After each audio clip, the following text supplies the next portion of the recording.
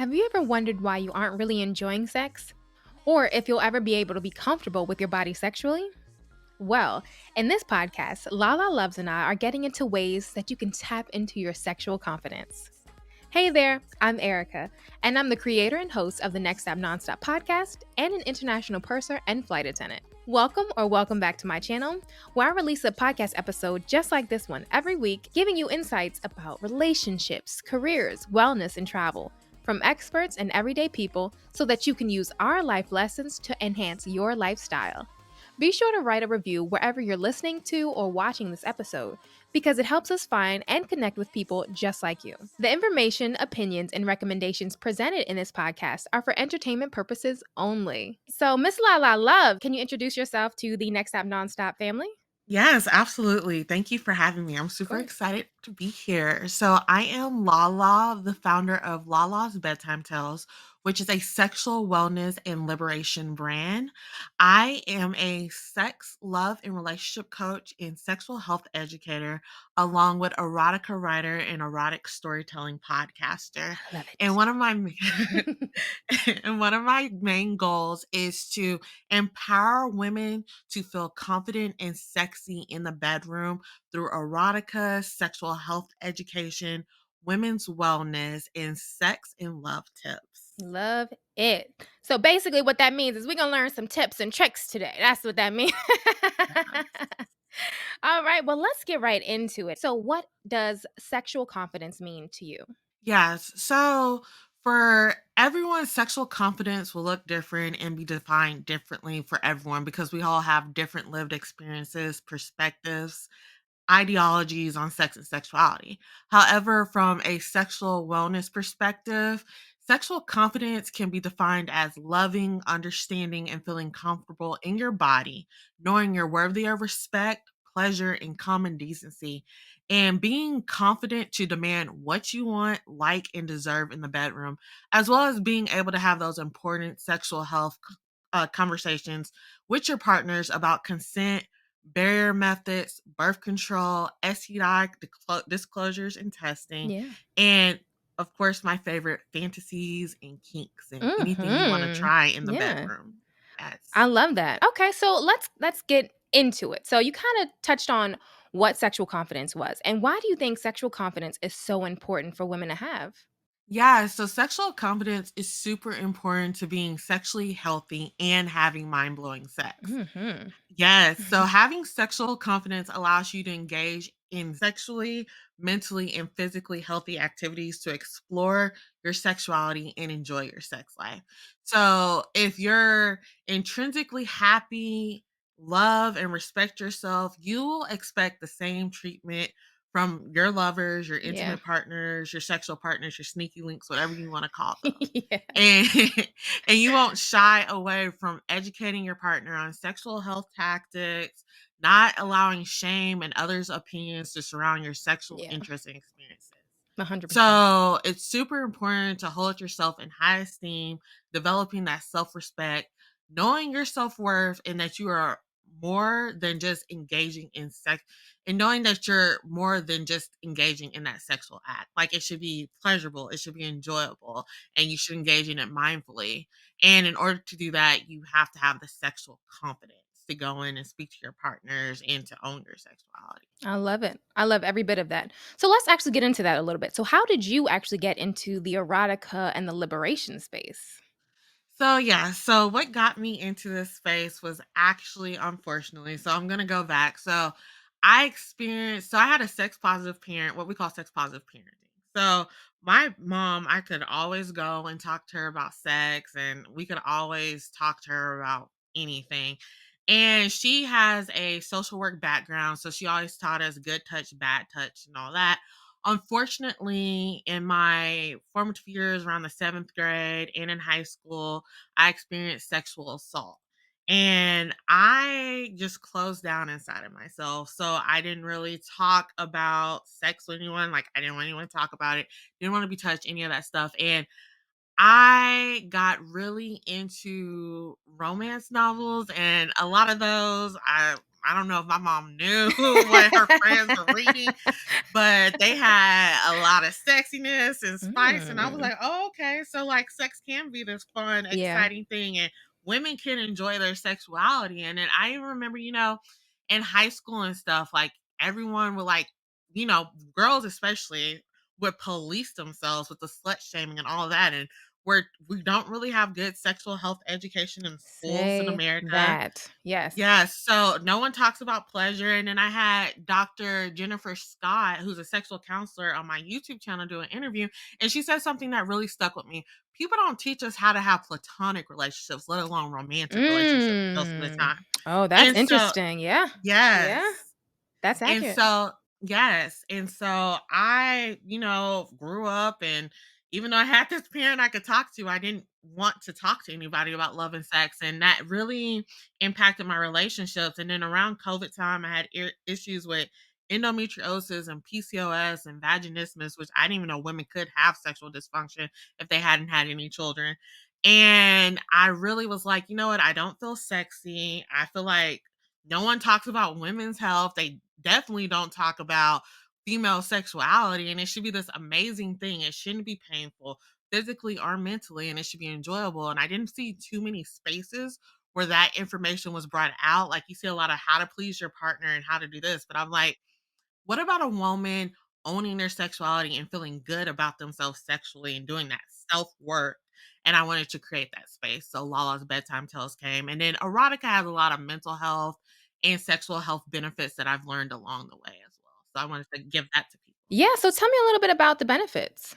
Yeah, so sexual health benefits is it changes often how we view sex and perspective of sexuality. And then we have the mental health benefits of it can actually improve your mental health. It because it releases those oxytocins, those good feeling Got it. Yeah. hormones. Yeah. It allows for escapism, relatability, and then it really helps your sexuality because you can live vicariously through fantasies and learn about different things. And it puts female pleasure in the driver's seat, so you can kind of like visualize it and stuff like that. And then women often we take a little bit longer than men to get started. On average with foreplay, it takes about 19 to 20 minutes for most women to That get sounds warmed up about to reach right. that orgasm. Yes. Yeah. Yes, exactly. And foreplay doesn't always have to be physical touch. Like, it can start before that, and our biggest sex organ is our mind. So what you'll see is erotica allows for a lot of sensory mapping for women to get that mental state. And it can help boost naturally your libido, because if you're constantly reading sexual content or erotic content, then it makes you want sex more, and it helps set the mood. Get you in the mood. Yeah, get you in the mood. I love it. Okay. So that was incredible because you touched on so many different things and I didn't really I understood the benefits, but that's fantastic, right? So you don't really think about all of that as you go through. Yes. So, what are some things that you've learned about yourself in the process of helping other women take control of their sexual health and sexual confidence? Yes. So we really need to tap into our erotic selves by sitting with ourselves and truly asking ourselves what it means to be a sexual being, how we want to own our sexuality, and just releasing the shackles of sexual shame that's often placed on us, especially as females. And if you look at it from an intersectionality perspective, especially of women of color, how we look at sexuality and fear of being hypersexualized or over sexualized, like just letting go of all of that and thinking in my head, what does it mean for me to be sexy? And how I feel about sex is that my true feelings are how someone has told me I should feel about sex. Yeah, And 100%. I've done a lot of self-work through that as well, so. I'm glad to hear that. So, okay, so what do you think can be some reasons why women would be hesitant to discuss sexual health or intimacy? I think a lot of it oftentimes is around the fact that sexuality in society as a whole is seen as a taboo, a hush hush thing. No one should talk about it, even though we're naturally and innately sexual. And I feel like that puts a lot of apprehension around people wanting to talk about it. And then if you're a female wanting to own your sexuality or discuss sexuality, it usually comes with these negative connotations like Promiscuous, yeah. or yeah, promiscuity and all that stuff, Yeah. and sometimes as a girl, you can feel like you're ostracized if you're just trying to get any information about sex and sexuality. So I feel like that makes people uncomfortable. And then 2, oftentimes we'll have friends, they'll share their highlight reel with you about their sexuality, but a lot of people won't talk about the negatives about it. Like sometimes it's like, I had sex with someone and it was god awful It was or horrible, yeah. yeah, Don't ever or wanna they do that again, yeah. yeah. I think that's interesting because I remember when I was in high school, right? And I was the only one in my friends group. I think I was like maybe 11th, 12th grade at a time. And we would sit around and I would listen to these stories. And I'm like, wow, that sounds amazing. And then I think I was probably about 18 when I was a late bloomer. So my first time I was 18 and man, it was awful. It was awful. I said, I never want to do this again. I'm like, what is this? So, yeah, I think it's interesting, and I think it starts from a young age, right? So, your Yes. friends are the ones you probably talk to first. We don't all have, you said positive, sex positive parents. Yeah, so we Yes. don't all have sex positive Mhm. parents, right? Now, my parents, I think my mom, you can talk to her about anything, and she was open to discussing it. My dad wasn't as open, of course, and he gave me a book. Yeah. He's like, here, take this book, and you read that. You figure out what you're doing there, right?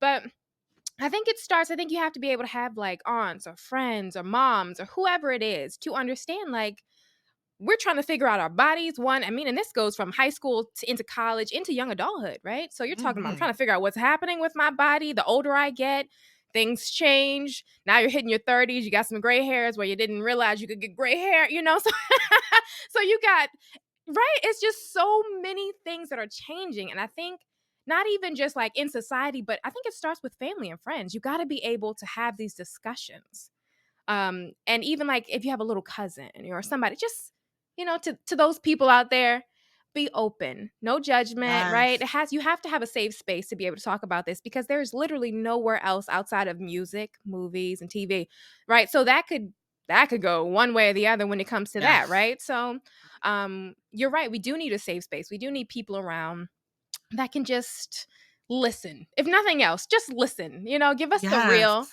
Because when I was in high school, matter of fact, we had sexual education, and I remember they were talking about STDs, and I'm like, oh, okay, so let's figure out what this is because we're all giggling and things, right? In your high school, you're like, ooh, sex, ha ha ha. And then they started showing what STDs look like, and so in my mind, that's what sex led to. Now I knew there clearly people had sex and it didn't always end up in STDs, but I'm like, that's not really a great. That shouldn't be the only thing that you're teaching, right? That's not really a great aspect to like, okay, don't have sex. This could happen and then kids go out and have sex and then you have teen pregnancies and things like that, so it doesn't Yes. really help. I think there are other countries that are a bit more open, whether it be about bodies or just sex in general, and I think we have to work on that as a society for sure. What are your thoughts? Yes, definitely. So I actually did a project over this during my master's program, and actually, some of the most sex positive countries are Canada, Finland, and Sweden.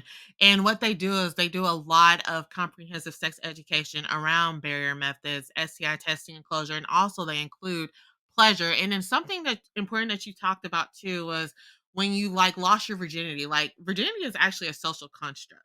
Like it's not a real thing, and it excludes a larger group of the population that are part of the LGBT community. So oftentimes it should be called a sexual debut because virginity in society, especially Western society, is considered penis and vagina penetration, and that is such a small part of what sex is. So if you are a women that loves women, by definition, I you've never lost technically, your yeah. virginity. So Yeah, okay, I'll give you that one. yeah, Yeah, so yeah, yeah. definitely it's, growing that and being more inclusive of the many different voices that people have when it comes to sex and sexuality. And then also too, it's important, I think, as well, that oftentimes there's a lot of responsibility put on young girls about don't get pregnant and what happens with STDs, but no one talks about pleasure and everything is like males get a lot of how to please them and talk about pleasure, and it's super normal. And I feel like we need to actually broaden that conversation, bring them more into conversations with consent and about that and stuff like that, and just making sure we're having an equal playing field for everyone to get the same level of education and learn the same information. I would agree with that. So let's actually get into that a little bit. When, in your opinion, do you think that young women should be taught about sexual education or pleasure and just intimacy in general? When do you think those start? You should actually start talking to your children about that around potty training age. So around 2 and Interesting. 3 years old. It should be age appropriate Yes. education, but you should start using anatomical terms. Like you shouldn't be calling it a hoo-ha or your flower or your Yeah. treasure, any of that stuff. You should be calling it a vulva, vagina, Yeah. penis, all of that. So people can understand that. And then you should allow your children to have body autonomy and agency. And so if you're a little kid and you don't want to hug someone or kiss someone, that is okay because 'cause you're teaching your child that their body is theirs, and my mom used to always say, "Your body is the only thing that you actually 100% own. I hear It's yours that. to give to people, it's Yeah. yours to take care of, and it's the only one that you have." Say So that. you That's should a fantastic. Yes. Yeah, I love that. I love Yes. that. Yeah, so you should teach your children that the value of their body and that like the body agency, the consent, and start with that. And so as they go on in age, they're already learning because most of the time when people start talking to their children about sex, unfortunately, they more than likely have been exposed to it in some way. And so it's really important to always have those open communications. And you can talk about it. Like I know like a lot of people around the age of elementary school don't tell your kids the stork brought the baby. You don't necessarily have to go into very details. Like I know in some books they'll call it like a special hug and all that stuff. Just age appropriate and always being open and honest conversations so they feel safe that they can come and talk to you about a lot of different things that happen.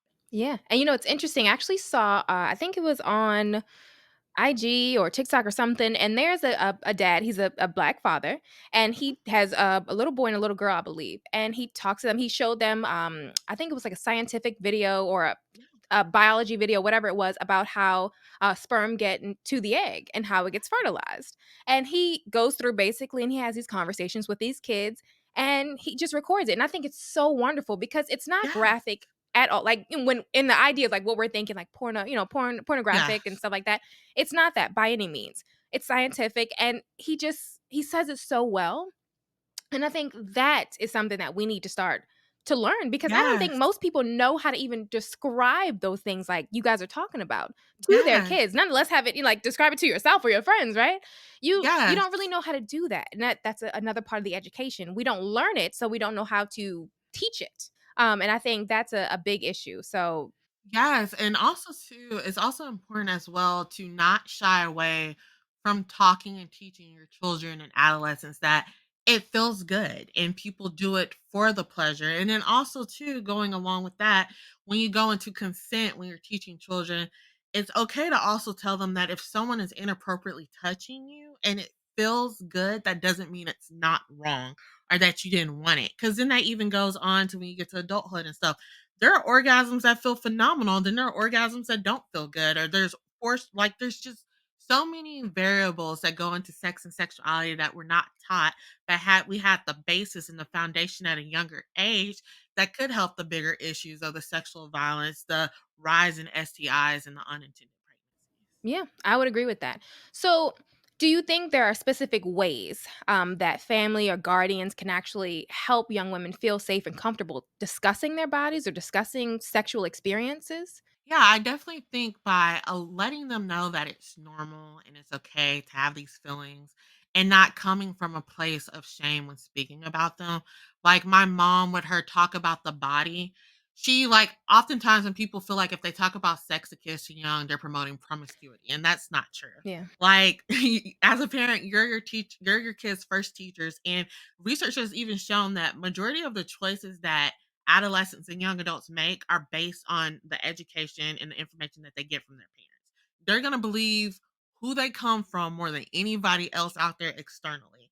So if you make it normal conversations to talk about sex, not have it, surrounded about shame with like what you see a lot of times in purity culture, which if you want to be abstinent, there's nothing wrong with that. Mhm. No one's like, I know, like that's part of healthy sexual health and Yeah. education as well. That's personal choice, but there's a lot of shame oftentimes surrounded it or telling people that it's bad or it's evil, and that's not the case. So if you come from a place of positivity when speaking about it, like it's a great thing, or even letting them know, like my mom used to say, to me and my sister, our bodies are a gift to give to people how we see fit, and it shouldn't be forced on or anything like that. And she talked a lot about what we call mindful sex, like make sure you're doing it for all the right reasons.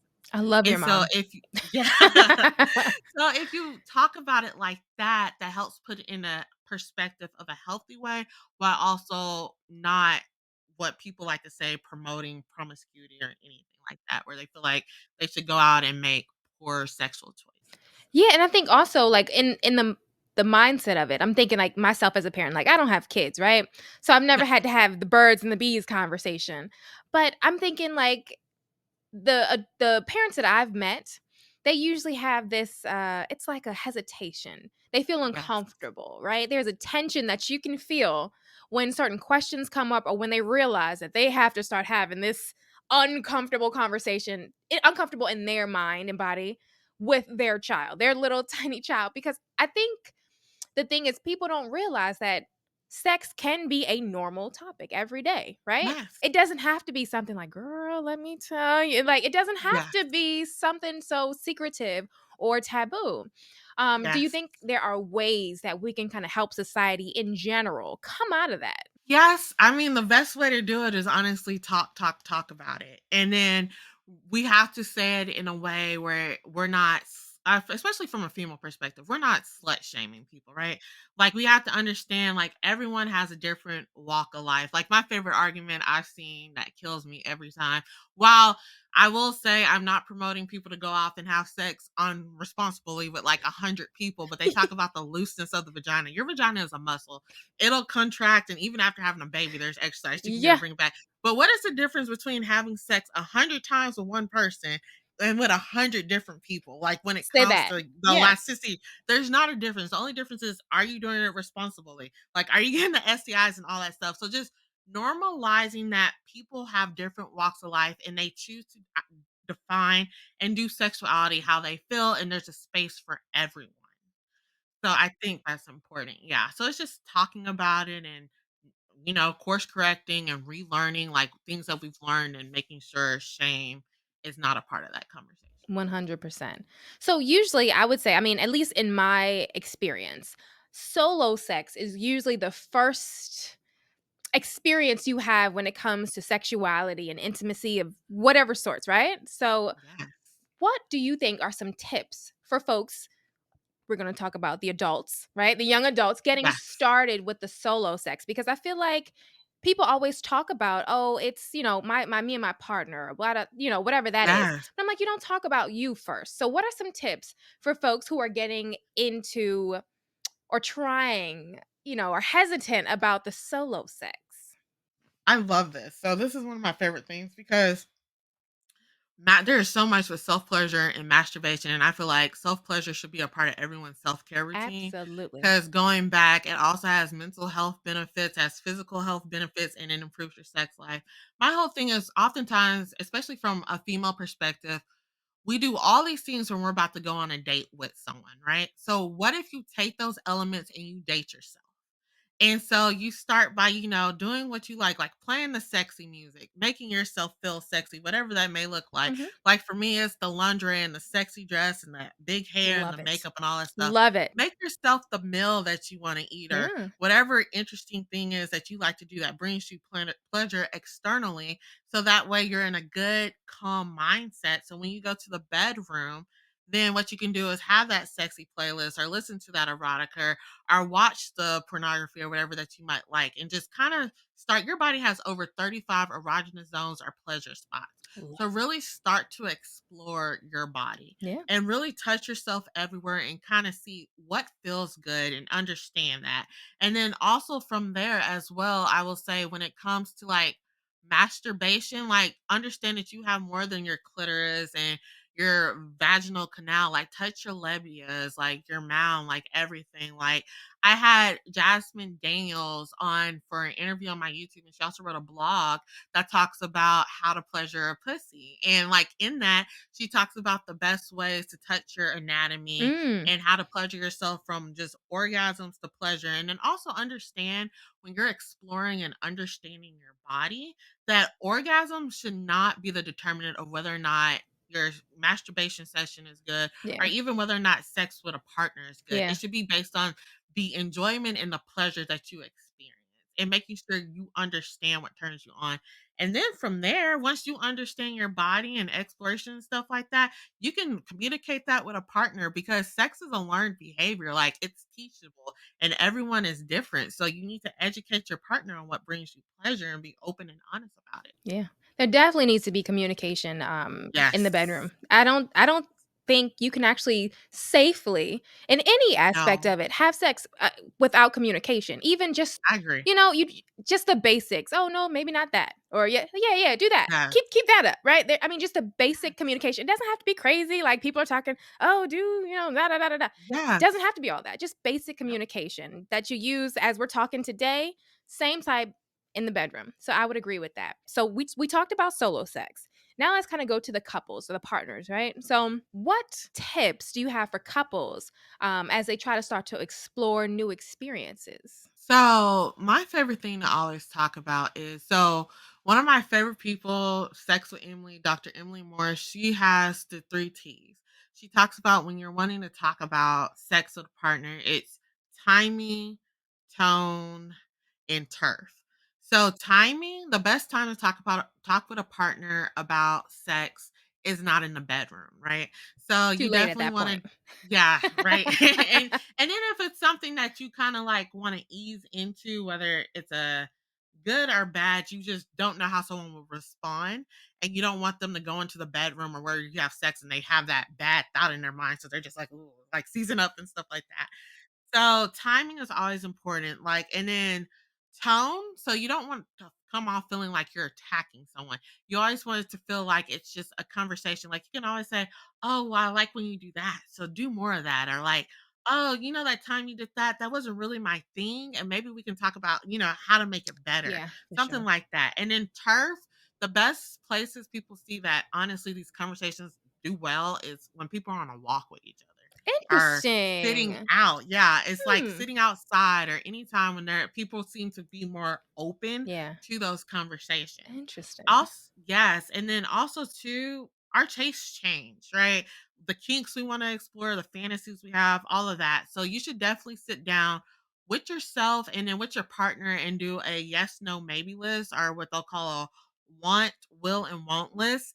And with that, what you'll do is you'll talk about what your no-goes are, what you want to try, and what you absolutely love. And you can even make it into like a game with your partner. Like have like a little cute like date night and then do like you can even pull out of a jar like different things like when it comes to different desires or fantasies you want to try and have conversation around that. And then if you're introducing a kink or sex toy or anything, just be open and honest with the communication about it. And then if your partner seems apprehensive, ask them why about it and then see what parts that they might be willing to try.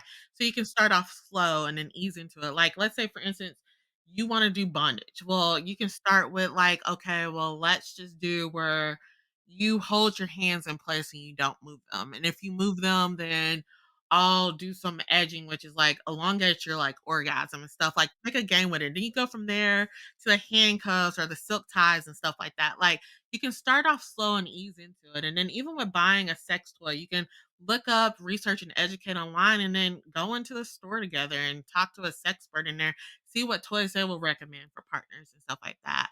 And then like one of my favorite tips is also to like always have a debrief. Always check in with your partner. You don't have to say like a lot of men get into this activity of did you finish? Like, don't say that. Yeah. Like, wait, afterwards and be like, so like, did you find it pleasurable? Like, what did you enjoy? Like, Yeah. what is something that you want me to try more of? Stuff like that. Yeah. Like, just the open communication and just being open minded of trying different things. Cause, like, I tell people, like, hey, like, I'll try it once or twice, maybe even three times to Yeah. see if, yeah, it's not for me.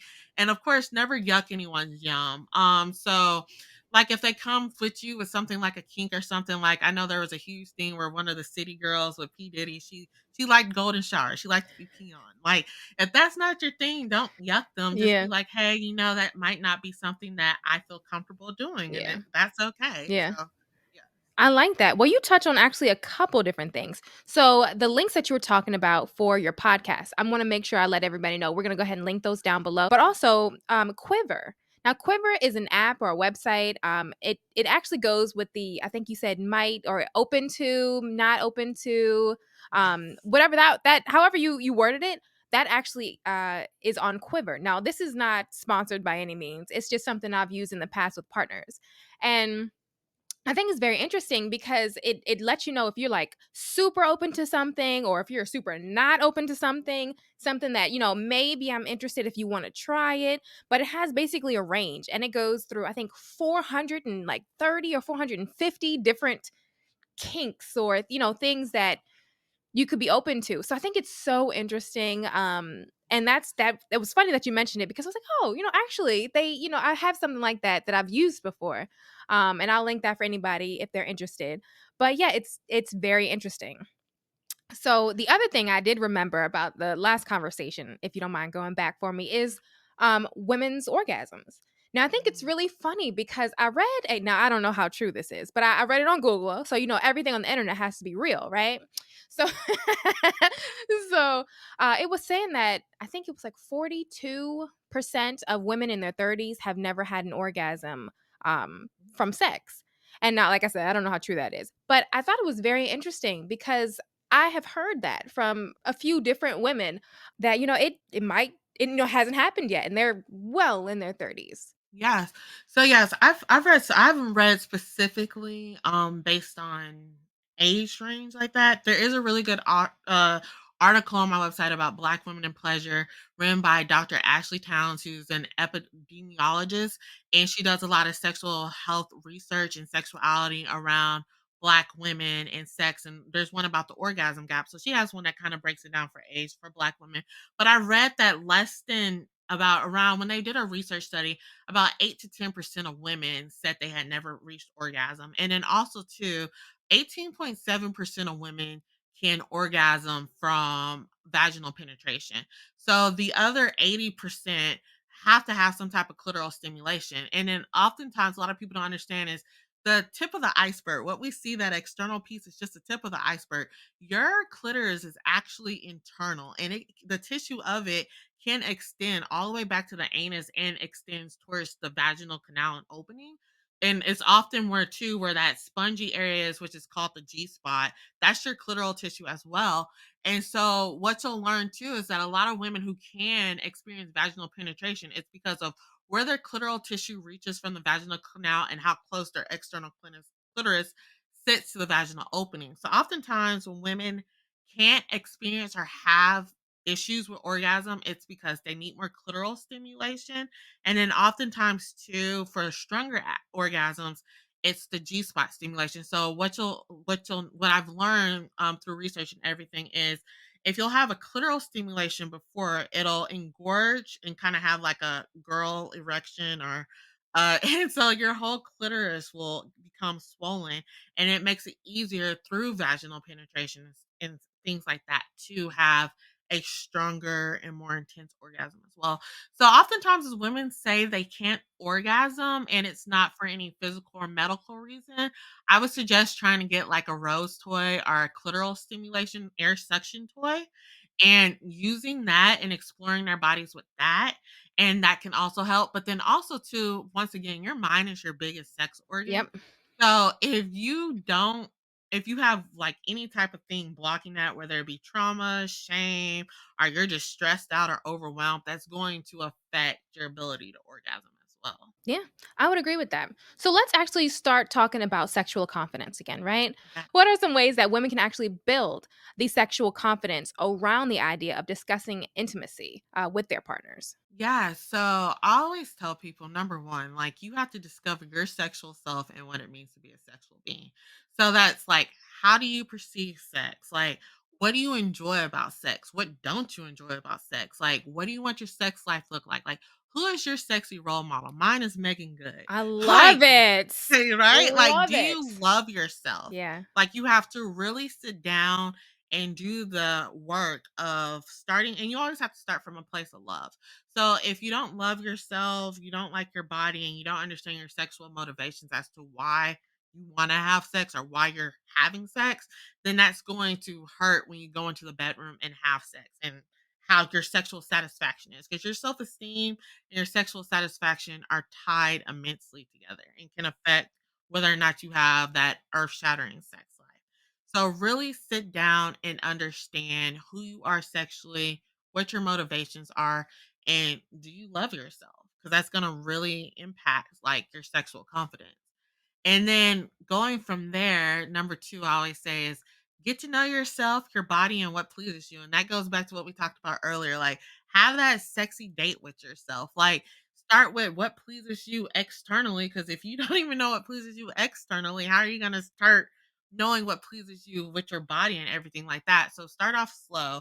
So, you kind of work your way into that. Then you masturbate, like, touch yourself. Like, does reading erotica turn you on? Is there a song that turns you on? My song is "Walk" by Cardi B and Meg Thee Stallion. When I hear that Yes. song, I'm Say immediately in the that. mood. Like, gotta know all that stuff, right? Yeah. And what kinks are you interested in? One of my favorite ways to figure out like what kinks I might be interested in is like reading different types of genres and underneath spicy romance or erotica. Like, do I read reverse harem to know about group sex? Like, are there any books that deal with BDSM, like breeding kings, impact play, like any of those things? Like, kind of just getting an idea of what might turn you on in that way. And if you're into like, pornography, there's some great pornography sites. Like, there's King Noir and Jet Setting Jasmine. They're on Instagram for anyone that wants more like black centric ethical pornography. And then there's Balesa for more female friendly pornography that you can watch, because oftentimes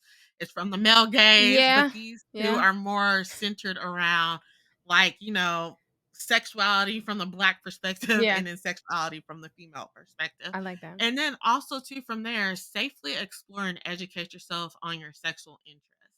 Like, how are you staying safe? Like, how are you talking with partners about consent? Like, what barrier methods are you using? Are you getting the STD testings? Are you doing the disclosures and asking your partners? What birth control methods? And my favorite thing that people never talk about, what are your deal breakers in intimate partners and lovers? I dated this man in my 20s and he was like, "What are your deal breakers?" And I was like, "Deal breakers?" He was like, Uh-huh. "Yeah, like what don't you like in men? Like Yeah. sexually, romantically, or anything." He says men have their deal breakers. He said it could be the dumbest thing as I want a girl with blonde hair, and he says they won't change them for Yeah. anything. Whereas women will let men push them and change them. So have your deal breakers and stick with them when it comes to your intimate partners and lovers, and making sure having the conversation of how do you need them to show up for you in and out of the bedroom. Like, we talk a lot about situationships and hookups, and that is not a place just because it's casual for someone to disrespect you, mistreat you, or act like your pleasure doesn't matter. Like, that it's still a relationship. That's why we're kind of moving towards in the sexual wellness community calling it a lovership. Because I mean, yes, you can have sex with people without wanting a relationship, but you can't have sex without emotions being involved. Yeah. Because with People try it all the intimacy, time though. yes. With intimacy and physical touch, there's Yeah. gonna be some type of emotion Yeah. there. Like, we're emotional beings. Yeah. Like, I mean, let's it's be just real. not. Right. Yeah, it's not. So make sure you have that information and know, and then understand as well. My favorite is understand sex is a mutual experience of pleasure and enjoyment. And have those honest and open communications with your partners before the clothes even come off about sex expectations. But then also too, you have to tamper down your expectations as well and understand like someone might not have the same interest as you, and that's okay. And then also as women, oftentimes we need to normalize, walking away. Like, it's okay if that person, like, let's say they don't want to use a condom or they don't want to try something, and that might be something that's a deal breaker for you in or out the bedroom. It's okay to be like, there are other people out there for me, because oftentimes you'll see with women, they'll be like, okay, well, I'll do this and maybe he'll like me. Or if I don't have the conversation, but I act this way, then maybe, it'll be okay. And it's okay to normalize something not working, whether it's in the bedroom or out of it. And then lastly, to build sexual confidence, incorporate self-pleasure and getting into the mood in your self-care routine. The way you do your face Yes, mask, yeah. you might journal, stuff like that. Like sit with yourself and every so often, like I said earlier, like our kinks, fantasies, what turns us on changes, like decide, you know what, maybe I'll explore my breasts today and see if anything like that turns me on, or explore. I know some people they want to try out anal stuff. There's anal toys and like different stuff that you can do there as well. Like, just have that be a part, or maybe I'll try a different version of erotica or a different genre in the porn that I watch or something like that. So that's how I would say to start kind of trying to build that sexual confidence. Yeah, I love that. So let's actually get into a couple of those things, right? So let's start with sexual education. So, where can women go for sexual education? So there's this website you pay one time, and I'll give you the link to it. It's called, I want to say it's called Oh My Gosh Yes. And in there it has a lot of female driven, and you'll pay one time $100 and it's like for a lifetime. And you can go in and from sex therapists and sexual health educators, you can learn how to pleasure yourself, like the different types of like couple sex tips and stuff like that, about your anatomy, things like that. That's also a good source. And then also there's some really good books, like if you're trying to get into like loving your body and feeling comfortable in your body as sexual being, there's like Your Body Is Not an Apology.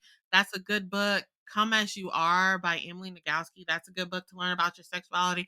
There's just so many books out there. Like you can go on and type in human sexuality. Another good one that I love is Girl Boner as well.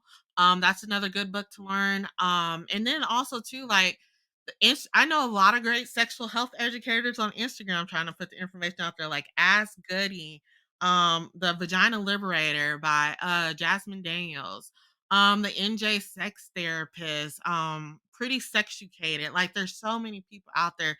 Like social media is your friend, books are your friend. Like there's just lots of stuff. And then just really taking all that information and definitely deciding, okay, what does your road of sexual awakening look like? And what does that path and journey look like for you based on the information you've collected? Yep.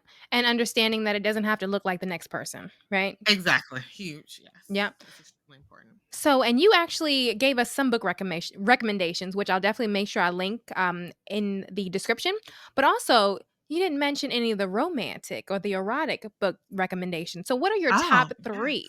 Okay, if you are just now easing into erotica, I'll get stuff from like a beginner perspective. I will say A Worthy Love by A. Valdez. That's a good one. I'll say one of my favorite series, I'll say, is the Crossfire series. So if you whether you liked 50 Shades of Grey, you didn't like 50 Shades of Grey, the Crossfire series has some of the same elements, and that's a good one.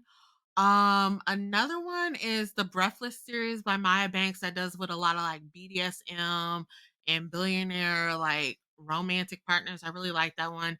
And then if you want to get like real into like kinky, that gives you all the butterflies, I say from the heart to the clit, Yeah. then I'll say the Cinderella trilogy by Kay Webster.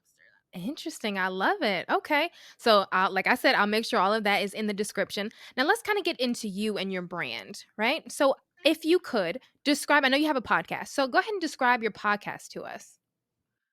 Okay, so I technically have 2 different podcasts. So my first one is Lala's Bedtime Tells Erotic Stories. And what I do is I create audio eroticism. So I'll write erotic short stories that deal with people of different sexualities, different ethnicities, different bodies. And with that, I'll do like a little sexy story and then I'll play it to a soundtrack of music as well as sound effects to kind of give the visualization and help with the mental health and the sexual health benefits. And then also as well, and I release like 1 or 2 stories a month on Tuesdays and Thursdays. So definitely give that a follow so you'll know when they're coming out. And then my other one is the Intercourse Discourse. And I have sexual health educators, mental health experts, sexual health coaches, sex therapists, everyone come on and we talk about different topics that pertain to female sexuality, women wellness, and relationship advice. And I love that. Okay, so let's talk about your brand in general. When people look at your brand or you find you on Instagram or YouTube, what do you want them to take away from that? I want them to take away from that that it is perfectly normal and is absolutely amazing to feel sexy in your own skin.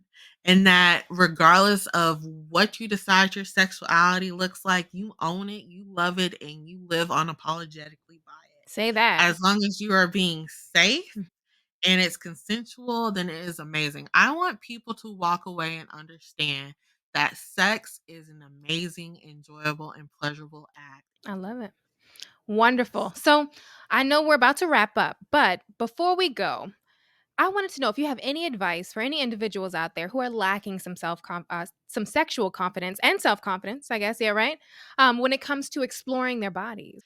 Yes. So, my biggest tip with that is to, like I say, do the self work, come from a place of love, and really sit down with yourself and ask yourself, do you love yourself?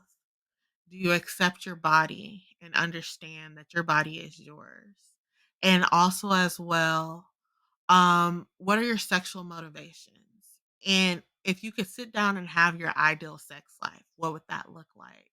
And understand that you are beautifully made, you are amazing, and anyone that you gift your body to, you're giving them a gift, and you're deserving of the most pleasure and love that you can receive in any romantic or sexual experience that you have.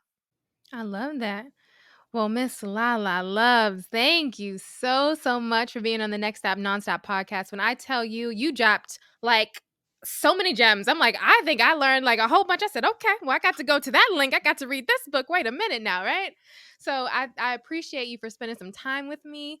Can you let the Next Stop Nonstop family know where they can find you on, I believe it was YouTube, your website, as well as Instagram or TikTok, Facebook? So the best way to get in contact with me are finding my stuff is my website, and it's lalasbedtimetales.com. And then I'm very active on YouTube, which is Lala's Bedtime Tales. And then my Instagram is at Lala's Bedtime Tales, and my Facebook. And if you want to do like a sexy 7-day challenge and with a self pleasure tracker to really kind of get more comfortable with your body, I have a free download of that in my links that you can use. And then if you want to shop for sex toys but you don't know where to start, I also have a free sex toy guide that you can get. I love it. Thank you so much. I really appreciate that.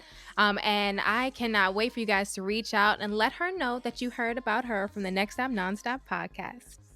If you have any questions or want to leave me a voicemail, you can go to anchor.fm/nextstopnonstop/message, and I'll leave that link in the description as well. If you're still rocking with me right now and you're not already subscribed to the Next Stop Nonstop podcast, what you waiting for? Don't be shy. Poke that subscribe button so that you don't miss the next episode.